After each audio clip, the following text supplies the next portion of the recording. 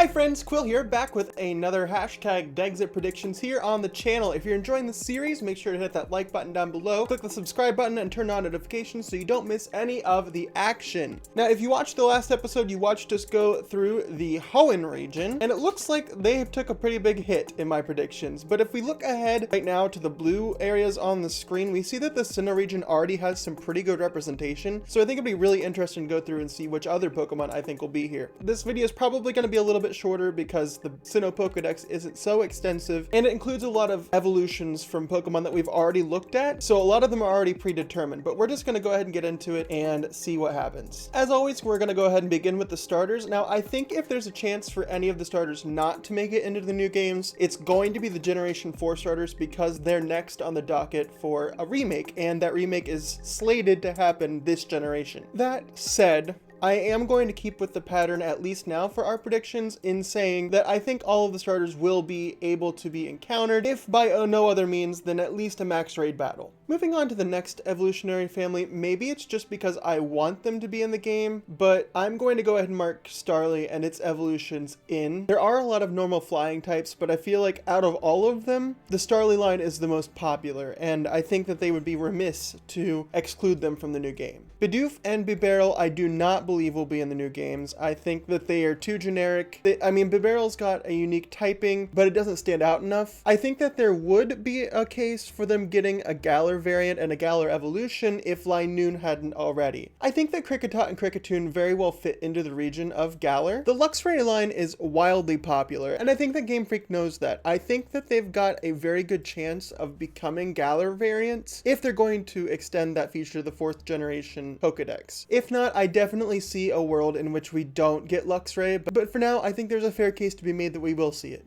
The fossil Pokemon show up really early in this dex. As with the other fossil Pokemon, I don't think we'll see any of them in the Galar region. Burmy and its evolutionary line are infamous. Nobody quite likes them, and I think that it would do more harm than good to include these Pokemon over another Pokemon that a large number of people actually do like. So I think that Game Freak will be counting them out. Next up is the little electric squirrel Pachirisu that took on the World Championships a few years ago. Again, I just don't think that this Pokemon stands out enough and it's not popular enough, unfortunately. Again, with several Pokemon, I just feel like they will make it and I can't necessarily tell you why, and that's the case for Weasel and Floatzel. Does the UK have cherries? I don't know if they have cherry trees. I don't know. Either way, I don't see them in the new games. So no Chirim and no Cherubi, in my opinion. I'm so excited that the Gastrodon line is in the game. I love those Pokemon. In a previous episode, we counted in Apom, so we're going to count in Ambipom here. Unfortunately for Baniri and Lopunny, I don't know that they quite fit a specific niche enough to be included in the new generation. I definitely could be wrong with that though. Misdreavus and Honchkrow had pre-evolutions that we've already counted in, so we're going to count these ones in. I think it is possible that we will see Glameow and Purugly in some of the more urban areas of the region. I don't think that they'll be everywhere, but I definitely could see them in like the central cities of the game. We counted in Chimecho, so Chingling is in as well. I believe that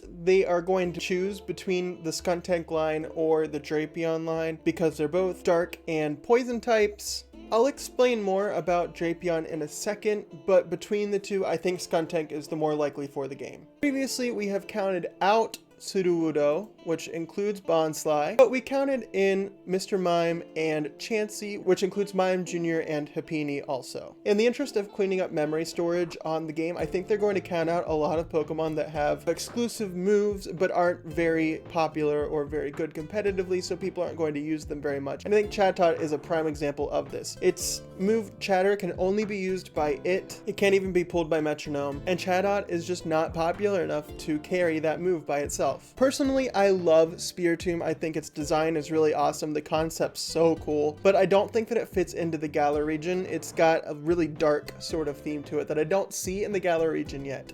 As with the other pseudo-legendaries, I think we will definitely see the Gible line. And that brings us to the Drapion line. I think there are two trains of thought that lead to Drapion being in new games. First is that real-world scorpions are found in the desert. The first is that real scorpions live in the desert. Being that there is no desert in the Galar region, that takes out that possibility. But wait, I hear you say, Drapion is found in the Great Marsh in the Sinnoh region, and I say yes, of course. I think that within the Pokemon world, this Pokemon is found in marshy, swampy areas. areas, which the Galar region isn't shown yet to have. Therefore, I don't think that we'll see that line. The same goes for Carnivine, except even more so. I think that Carnivine is just wildly unpopular, and it's not seen anywhere outside of a marsh, so I don't think we'll see it. Finneon and Lumineon are perhaps the most forgettable Pokemon that you could ever think of, which is why I think Game Freak might be crazy enough to include them. In the end, do I predict that Game Freak will include Finneon and Lumineon? I certainly hope not.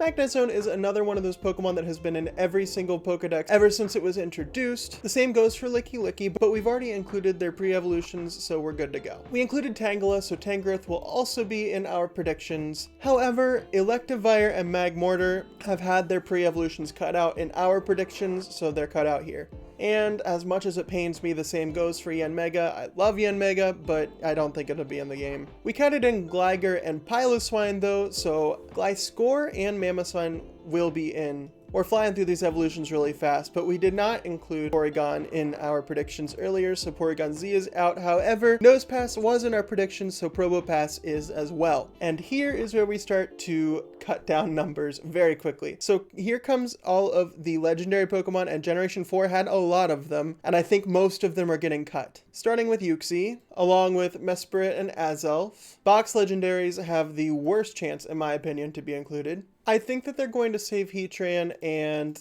Regigigas for the remakes, as well as Giratina, Cresselia, and Darkrai. Now, we have been counting in mythical Pokemon, including Mew and the like, and I think that Shaman and Manaphy could be version-exclusive mythical Pokemon, because they are very similar yet kind of very different. That said, to make it a little bit more balanced, I don't think they'll include Fione. With Manaphy in, I don't see the point of it anyway. And finally, the god of the Pokemon world, Arceus. I just think it's so deeply ingrained in the lore of the Sinnoh region that to take it anywhere else would be inappropriate. I think we're going to have to wait until Sinnoh remakes to see Arceus again. So there you have it, friends, my Dexit predictions for Generation 4, the Sinnoh region. Comment down below, let me know one Pokemon that you disagree with me on and one that you agree with me on. And also tell me one Sinnoh Pokemon that you'd really like to see in the new region. It really helps out the channel if you do. But that'll do it for this episode, so thanks for watching everybody, and as always, see you next time.